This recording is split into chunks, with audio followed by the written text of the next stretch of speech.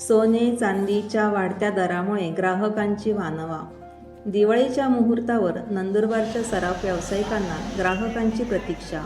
नंदुरबार शहरातील सराफ बाजारात सध्या दिवाळीच्या पार्श्वभूमीवर ग्राहकांची वर्दळ मंदावलेली आहे. दसरा, दिवाळी आणि लग्नसराईच्या निमित्ताने प्रत्येकजण सोने चांदी खरेदी करीत असतात. मात्र गेल्या 10 वर्षांच्या तुलनेत यंदा सोन्या चांदीचा भाव उच्चांकी गेल्याने यंदाच्या दिवाळीत सोने चांदी खरेदी करणे सर्वसामान्य नागरिकांच्या आवाक्याबाहेर आहे.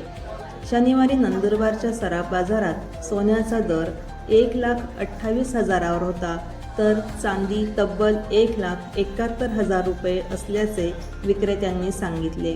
श्री ज्वेलर्सचे संचालक सत्यवान सोनार यांनी माहिती दिली. आजच्या 10 वर्षा पहिले भाव एकदम कमी होता. त्या टायमाला शेतकरीवर लोक बी घेत होते सोनं.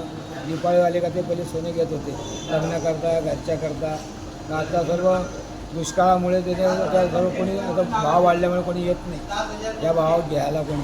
तर पहिले मागच्या 10 वर्षाला सर्व घेत होते. सामान्य लोक बी घेत होते, सर्व लोक घेत होते. शेतकरी वर्ग हे ते बस 28,500 या 15 दिवसामध्ये 20,000 रुपयाने वाढ झाली आहे. त्याच्यामुळे आता गिऱ्हाईकी बी कमी आहे, सर्व हे झालेलं आहे. कारण या भावात लोक घ्यायला तयार कोणी नाही आहे.